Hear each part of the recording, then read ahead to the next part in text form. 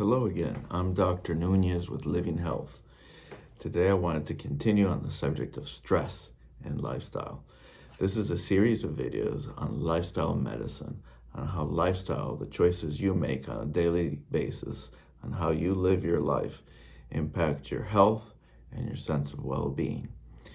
I had done a couple of videos now lately on stress, and a recent article came out in the Wall Street Journal about saying no as a means, and I'll give you the title, Boost Your Mental Health by Saying No. And it's about using the power of saying no to try to manage as one component of managing stress, and it can be quite effective. If you like these kinds of videos, press that thumbs up, press that subscribe button, press the little bell so you can be notified of future videos, and leave a comment. It's always appreciated. So getting into the article, and I'm going to cite it below in the description below, so you can go into it and click on it and see if it makes sense to you for whatever situation you might be in. And the subject matter of this is that people are getting busier as the pandemic has been winding down. People are getting having to commute to work, having more time constraints, more invitations to do things, more invitations to become engaged again in other things.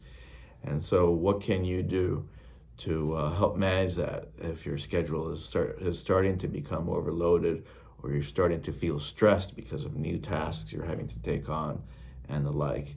And so that is where no comes in, okay? And there are ways to say no, and it's a helpful little article on how to do that. And I'm going to cite another article a little later on that goes into a little bit more detail on some of these things. But one of their first recommendations is say not to rush. So when you're asked to do something or asked to take up a project or the like, that you don't immediately need to give a response.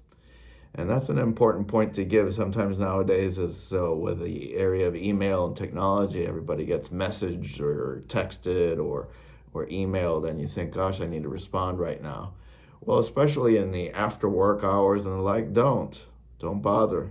Just wait it out, give it a sleep on it, and respond the next day during regular work hours. In fact, in Europe and France, there's been some legislation prohibiting emailing employees after work hours and the like. So that is something to look for. And you have control over when you respond. So you don't really need to. There are some studies, and they cite them in the Wall Street Journal article, about how when you receive an email after work hours, you tend to perceive it as you need to respond more quickly in some way. The sender doesn't realize many times that you're perceiving it that way. And so it's not it's not intended to stress you out to send that email out. But it's just something that's out there, so you can get to it during regular business hours. Don't rush. What's the other advice they give in this article? Start with thank you. Okay, so you can say thank you for the offer, or thinking of me, or thinking I'm capable of doing this particular thing, and then follow up with turning them down and saying that no. This is courtesy. It's sort of appreciation.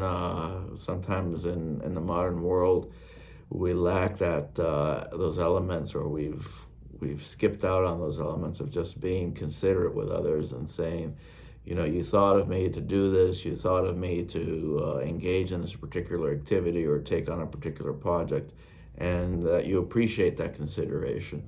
That projects it starts to tone the conversation differently. And it shows courtesy, and it shows that you take the time to acknowledge somebody else's consideration of you before you're telling them no. The next point is be honest. That's an important point. Sometimes people tell a little white lie, or say make up an excuse that's not true.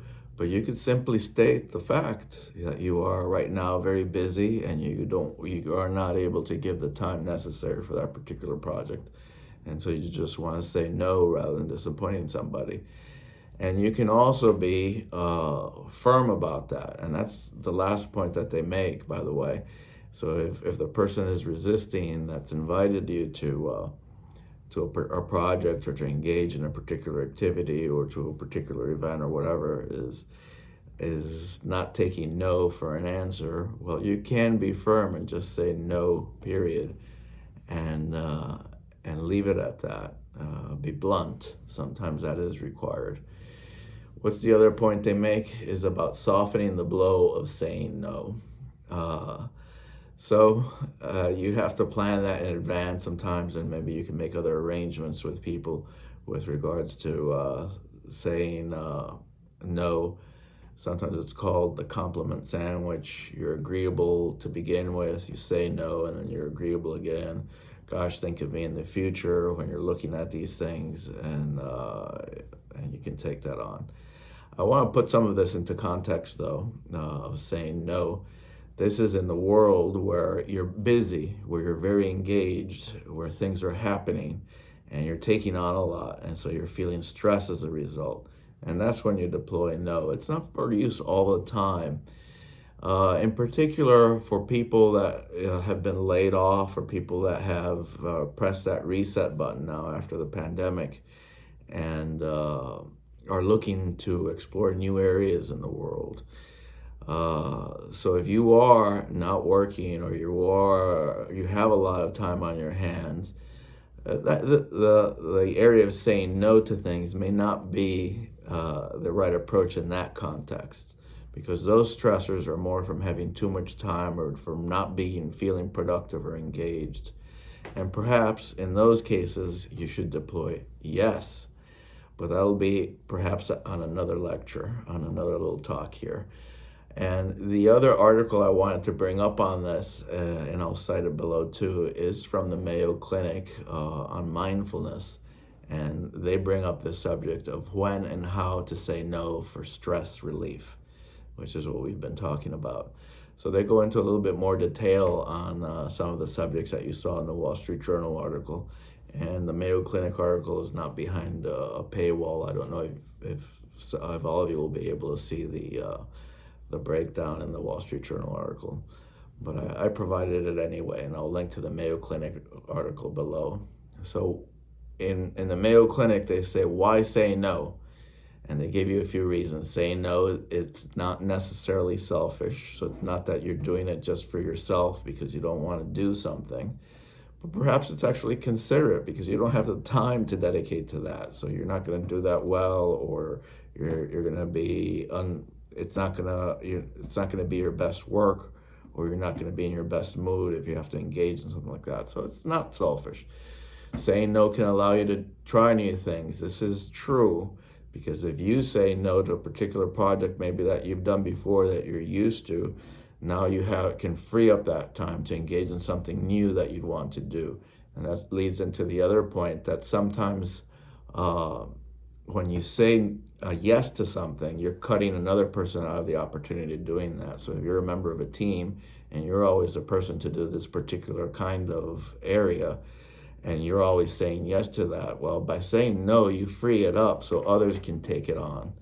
And maybe somebody else on the team or a younger member or protege can bring up and take the task on. So I'll leave those there for you. And then they do in the Mayo Clinic break down more of when to deploy the no subject, and then how to say no, which is very similar to what you saw in the Wall Street Journal article. Say no, straightforward, be blunt about it, be brief. Sometimes it's just no. No can be a complete sentence. That is true.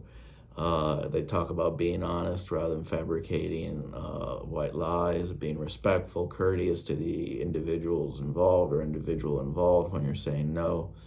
And if you have to, they mention repeating it, so asserting the no again.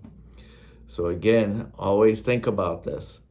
No is something you can deploy, especially if you're feeling very stressed, if you've taken on a lot in your life or in your schedule of late. You can deploy, feel free. It is a power you have within your control, which is what this whole series of lectures is about. It's how a lifestyle, taking control of your lifestyle And sometimes in order to do that, you have to say no to things that are happening around you that may not be the best things for you to be taking on. So particularly when you're very busy, occupied, or overwhelmed, you can play that card of no and know how to do it correctly so that you're not injuring another person or hurting them and rejecting them in some way. And yet you're reinforcing your ability to do quality work or engage with family members and loved ones in a quality way where you're not feeling overly stressed either. That's all what lifestyle is about, is trying to improve your sense of well-being and your health. And stress is a big problem, big chronic problem in society that leads to a bunch of healthcare issues. So as you learn to manage stress, it helps you improve your sense of health and your sense of well-being. If you like these kinds of videos, thumbs up, press that subscribe button, press the little bell, and leave a comment. It's always appreciated. Until next time, I'm Dr. Nunez with Living Health. Bye-bye.